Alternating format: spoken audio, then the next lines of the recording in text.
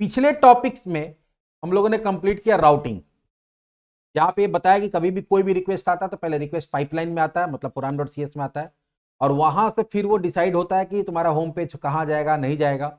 और दूसरा चीज फिर हम लोग देखे कि फिर कैसे अपने मन से उसका राउटिंग चेंज कर सकते हैं, होम पेज वगैरह चेंज कर सकते हैं। फिर देखिए कि अगर होम पेज छोड़ के बाकी भी रिसोर्सेज जो तुम्हारे पास है, व्यूज है या जो यूआरएल है, एक्शन मेथड्स है, उसका कैसे हम लोग कन्वेंशनल या एट्रीब्यूट का यूज करके क्या कर सकते हैं, मैपिंग कर सकते हैं, उसका यूआरएल चेंज कर सकते हैं, कस्टम हम लोग यूआरएल दे सकते हैं। लेकिन अभी तक हम लोग जो भी प्रोजेक्ट बनाते आए, 25-26 प्रोजेक्ट हम लोग का हो गया लगभग, हर प्रोजेक्ट के अंदर हम लोग टेम्पलेट यूज किए। क्या यूज किए? टेम्पलेट। किसका टेम्पलेट? एमबीसी का टेम्पलेट। टेम्पलेट का मतलब क्या होता है? मॉडल। टेम्पलेट का मतलब क्या होता है? मॉडल। मॉडल में क्या होता है कि बहुत सारा चीज पहले से बना बनाया होता है। जैसे अगर मान लीजिए कि आपको कोई गवर्नमेंट जॉब का फॉर्म भरना है, तो पहले शुरुआत, आज हमारे आपके पास ऑप्शन होता है कि आपके पास क्या है, ऑनलाइन फॉर्म्स वगैरह होता है।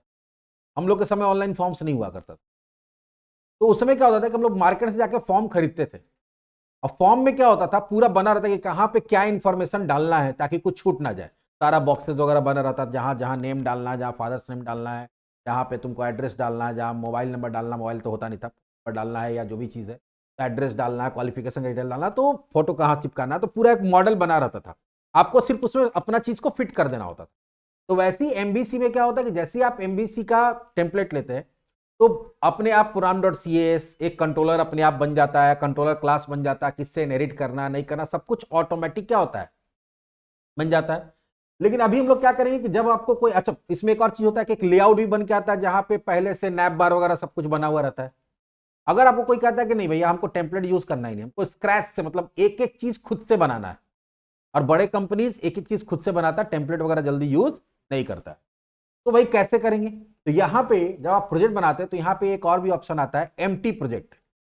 ASP.NET कोर एम्प्टी प्रोजेक्ट नाम का भी एक टेम्पलेट होता है, उसका यूज कर सकते हैं हम लोग। इसमें बहुत जरूरी चीजें सिर्फ वही जनरेट करता है, बाकी सब पे आप सब कुछ आप पे छोड़ देता है कि आप कैसे बनाना चाहते हैं। तो चलो सबसे पहले एक एम्प्टी प्रोजेक्ट कैसे बनाते हैं वो देखते हैं। इसके लिए कहां जाएंगे? क्रिएट न्यू प्रोजेक्ट पे, और हम लोग टेम्पलेट खोजेंगे empty, ASP.NET core empty project.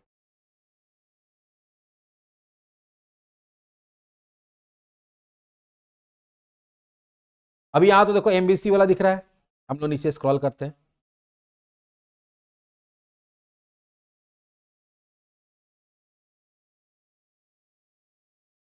देखो है ASP.NET कोर एम्प्टी।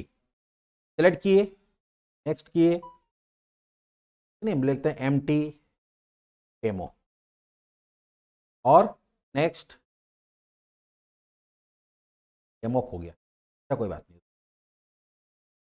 या बैक कर लेते, सुधार लेते, और यहां करते क्रिएट।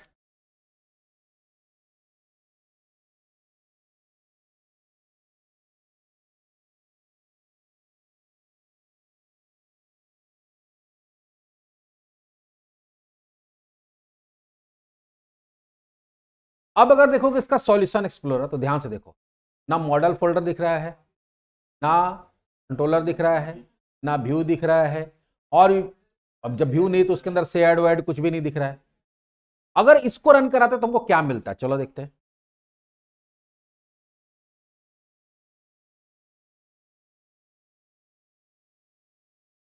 डायरेक्ट रन करा दिए,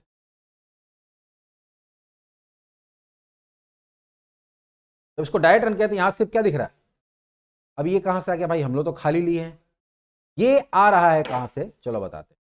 ये आ रहा puran.cs से। कहां से आ रहा है?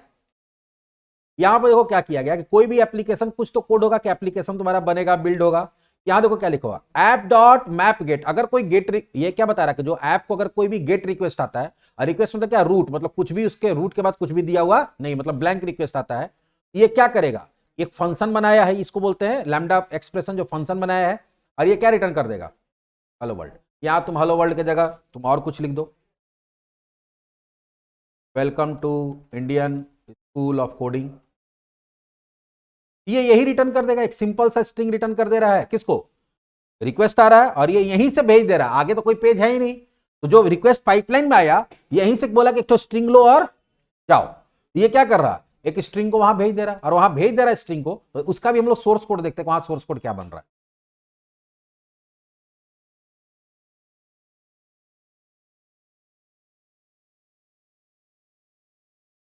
तो आया, राइट क्लिक करके व्यू पेज सोर्स देखते हैं, तो कोई एचटीएमएल कुछ नहीं, सिर्फ एक स्ट्रिंग आया वहां से, क्योंकि हम लोग वहां से भेजे क्या है, सिर्फ एक स्ट्रिंग। अब इसी में तुम चाहते हो कि सारा कुछ खुद से बनाना, पहला काम क्या होगा, पहला काम होगा कि तीनों फोल्डर बनाना होता है, 3 फोल्डर। फोल्डर कैसे ऐड करते हैं, जो तुम्हारा प्रोजेक्ट का नाम है उस पर राइट क्लिक करेंगे, ठीक है, प्रोजेक्ट पर राइट क्लिक, फिर ऐड और फोल्डर, है ना, न्यू फोल्डर। पहला क्या होगा, मॉडल्स, क्या होता है, एम फॉर मॉडल्स, मॉडल नहीं होता, मॉडल्स होता है। दूसरा होगा व्यू, एमबीसी में दूसरा क्या होता है, व्यू, और तीसरा क्या होता है, कंट्रोलर। तो पहले 3 फोल्डर ऐड कर लेंगे।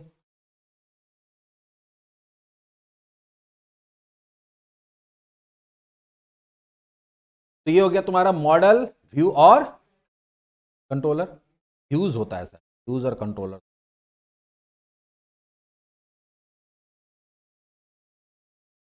मॉडल्स होता है, व्यूज और भी एस लगेगा सब में।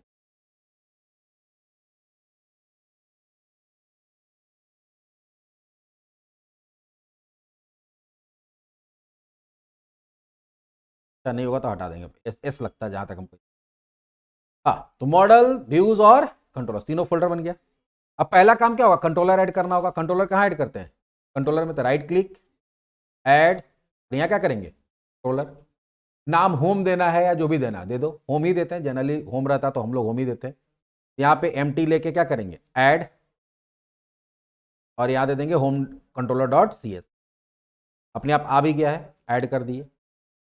इसके अंदर देखोगे एक इंडेक्स नाम का क्या हो गया, एक्शन मेथड बना हुआ है, ठीक है, कोई दिक्कत नहीं है। इसके लिए व्यू जनरेट कर लेते हैं, तो इस पर right click, add view, razor view, add,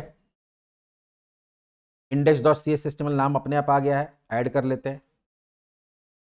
तो यहाँ जो भी लिखना चाहते हो, जैसा लेते हैं H1, और यहाँ पे हम लोग देते हैं welcome to the world of empty. अब देखते रन करा के क्या ये काम करता है। अब तो बना लिए, व्यू भी बना लिए, कंट्रोलर भी बना लिए, मॉडल का तो जरूरत नहीं है, कोई मॉडल तो कंपलसरी है नहीं।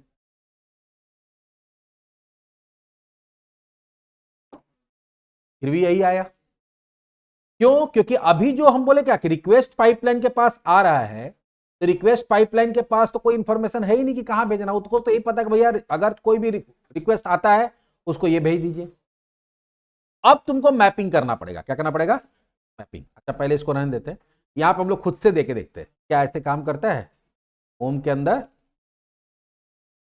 नहीं कर रहा है, क्यों नहीं कर रहा है, क्योंकि इसमें 2 काम करना होता है। देखो हम बता दिए होम के अंदर इंडेक्स, ये इंडेक्स क्या है, इंडेक्स के लिए व्यू कहां मिलेगा, ठीक है, हम बता भी दिए कि ये तुम्हारा कंट्रोलर है, ये है, लेकिन इंडेक्स के लिए व्यू कहां मिलेगा, कैसे पता चलेगा उसको।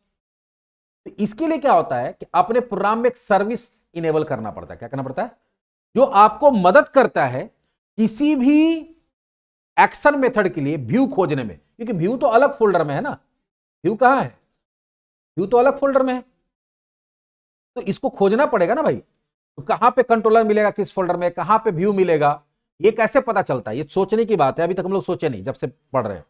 आप यहां पे यूआरएल दे देते हैं, तो कोई तो होगा जिसको पता होगा कि हमारा कंट्रोलर कहां मिलेगा, कंट्रोलर के अंदर कोई एक्शन मेथड कॉल करेगा तो उसके लिए व्यू कौन से फोल्डर में मिलेगा, क्योंकि व्यू कहां है, व्यू के अंदर, होम के अंदर, यहां पे है, तो कोई ना कोई तो खोजता होगा।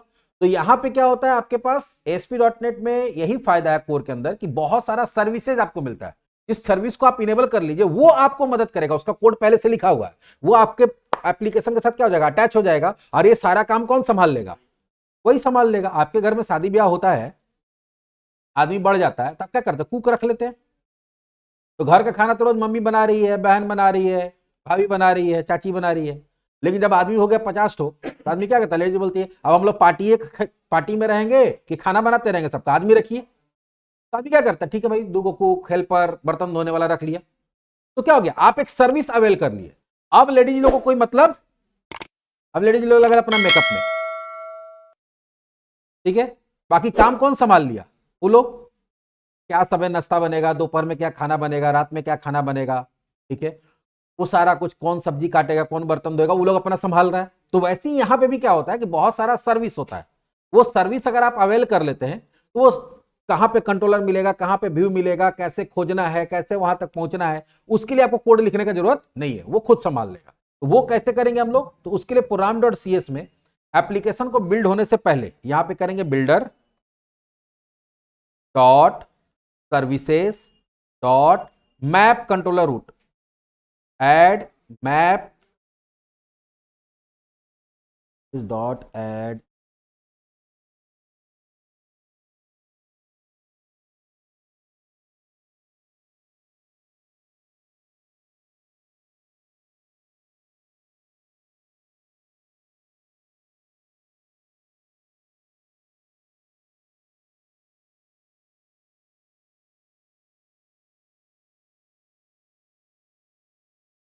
Builder dot services dot add ही होता है, ऐड, हाँ देखो, ऐड कंट्रोलर्स विथ व्यूज। ये क्या है? एक सर्विस है जो कंट्रोलर को व्यू से क्या कराएगा, लिंक कराएगा कि अगर ये कंट्रोलर के पास आ रहा है, इसका ये एक्शन मेथड है, तो इसका व्यू कहां मिलेगा, खोज खाज के निकाल लेगा। ये तो ठीक है, सर्विस ऐड कर लिए, लेकिन उस सर्विस ये भी बताना पड़ेगा कि सर्विस तो ऐड हुआ है, वो काम करेगा या नहीं करेगा। तो उसके लिए क्या होता है कि ये होता है तुम्हारा ऐप बिल्ड होने से पहले ये लाइन लिखना पड़ता है, और उसके बाद वो सर्विस तो ऐड हो गया, कुक रख लिए, कब से काम करना भाई, बताना पड़ेगा ना उसको। तो कब से काम करना है कि नहीं करना है, आके खाली बैठल रहना है। तो यहां पे क्या करना पड़ेगा, ऐप डॉट यूज, नहीं नहीं,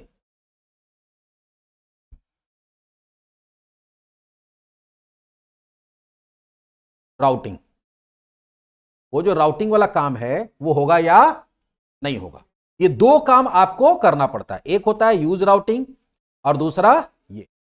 अब क्या है, इसको हटाते हैं, इसको हटाएंगे, और अब जो वहां पे पहले से कोड लिखा हुआ आता है वो कोड यहां पे लिखना पड़ेगा। या तो एंड पॉइंट बना के करो, या एक होता है ऐप डॉट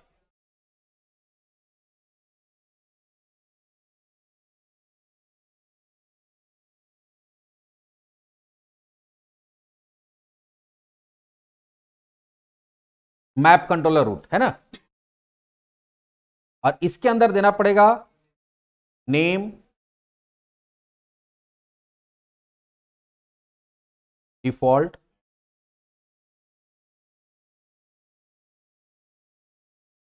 ये एक्चुअली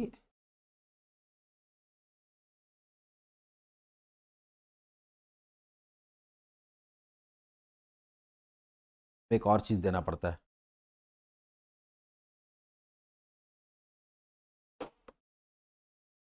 बिना एंड पॉइंट का होता है, रुक जाओ।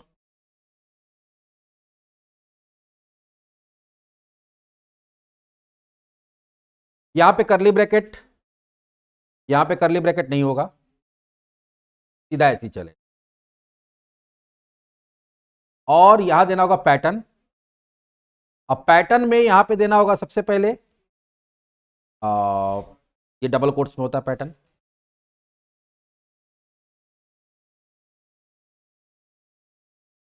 इसके पहले देना पड़ता है कंट्रोलर इक्वल्स टू, कंट्रोलर कौन है तुम्हारा, होम। उसके अंदर तुमको क्या देना पड़ेगा, अगला एक्शन, एक्शन कौन कॉल होगा, इंडेक्स। और उसके बाद हो सकता है कि आईडी वगैरह भी पास कोई करे, कर सकता है।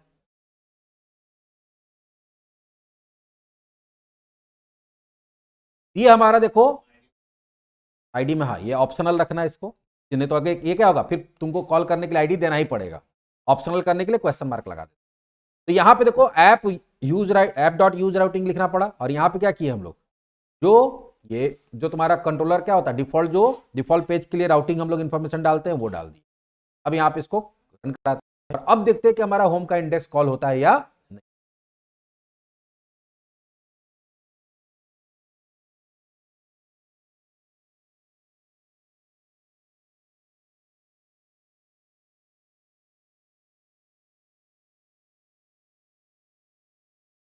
Welcome to the world of, आया। लेकिन अभी तुम्हारा पास, तुम लोग पता नहीं क्यों क्वेश्चन नहीं किया कि सर इसमें तो वो नैप बार नहीं आ रहा है, इसमें तो फुटर नहीं आ रहा है, क्यों? क्योंकि अभी हम लोग क्या किए हैं, ये हम लोग ब्लैंक प्रोजेक्ट बनाए थे। उस वो कहां से आता था, बताए थे एकदम शुरुआती दौर में ही, पहला या दूसरे वीडियो में जब वर्किंग बताए थे तो वो बताए थे कि लेआउट नाम का एक क्या होता है, अलग से व्यू होता है, ठीक है, वहां से वो आता, तो बना हुआ है नहीं। तो अगला जो हम लोग अब टॉपिक पढ़ेंगे वो यही पढ़ेंगे कि लेआउट कैसे बनाते हैं, लेआउट पेज। लेआउट पेज क्या होता है, अभी थोड़ा सा इंट्रोडक्शन देते हैं क्योंकि अगला में आसानी हो जाएगा।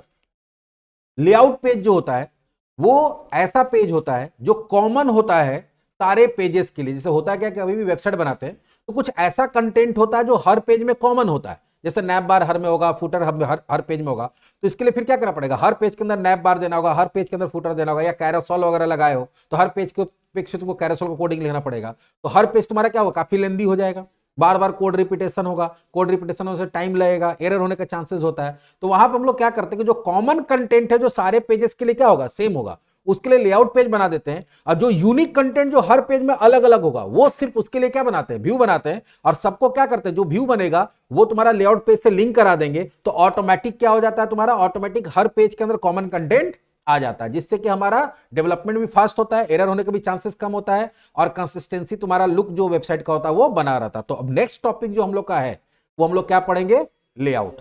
ठीक है, अगला टॉपिक हमारा क्या है, लेआउट। तो इसमें हम लोग क्या देखें कि ब्लैंक प्रोजेक्ट कैसे बनाते हैं। तो ब्लैंक प्रोजेक्ट बनाने के लिए एम्प्टी ले लेंगे, बाकी यहाँ पे तीनों फोल्डर बनाएंगे, जहां पे आपको मॉडल बनाना है, कंट्रोलर बनाना, व्यू, सबका मैनुअल कोडिंग होगा। और जो तुम्हारा puram.cs है वहां पे ऐड कंट्रोलर्स विथ व्यू को हम लोग क्या करना पड़ता है, इसको सर्विस को स्टार्ट करना पड़ता है, क्योंकि यही क्या करता है, सर्चिंग का काम करता है कि अगर ठीक है होम का अगर इंडेक्स को कॉल कराया गया है तो index.cs सिस्टम मिलेगा कहां, तो वो कौन से फोल्डर में जाना है, कहां सर्च करना, नहीं मिलेगा तो फिर शेयर्ड में सर्च करना है, ये सारा कोड या ये सारा इंफॉर्मेशन कहां बताया हुआ है इसके अंदर। और यूज राउटिंग क्यों करते हैं, क्योंकि ये सर्विस हम लोग क्या करते हैं, इनेबल नहीं करते हैं। ठीक है, तो ये जो राउटिंग वाला काम हो रहा है वो नहीं, रूटिंग जो हो रहा है कि कहां से कहां भेजना है वो वाला काम नहीं। इसलिए ये भी लाइन लिखना जरूरी है, भी लाइन लिखना जरूरी है, और ये भी लाइन लिखना। हाँ, शेड चाहो तो अपने से बना भी सकते हो और नहीं बना सकते, शेड कंपलसरी नहीं है। शेड का क्या है कि शेड का फीचर ये है कि अगर कोई व्यू को सर्च किया जा रहा है और वो व्यू उसके फोल्डर के अंदर नहीं मिलता है तो एक बार जाके कहां सर्च करता है, शेड में भी। ठीक है, तो बहुत समय ऐसा होता है कि कुछ कॉमन पेज होता है जो बहुत सारे व्यू के साथ क्या आता है, बहुत सारा व्यू की जगह पे एक ही तो देना है, तो हम लोग उसको कहां डाल देते हैं, शेड में डाल देते हैं। या कोई ऐसा व्यू है जो किसी एक्शन मेथड के साथ लिंक नहीं है तो उसको कहां डाल देते हैं, शेड में डाल देते हैं। ये हमारा एक और प्रोजेक्ट हो गया जो एम्प्टी प्रोजेक्ट कैसे बनाते हैं वो भी बता दें कि स्क्रैच से बनाना होगा तो कैसे। तो नेक्स्ट टॉपिक हमारा होगा लेआउट। मिलते हैं नेक्स्ट टॉपिक में लेआउट के अंदर।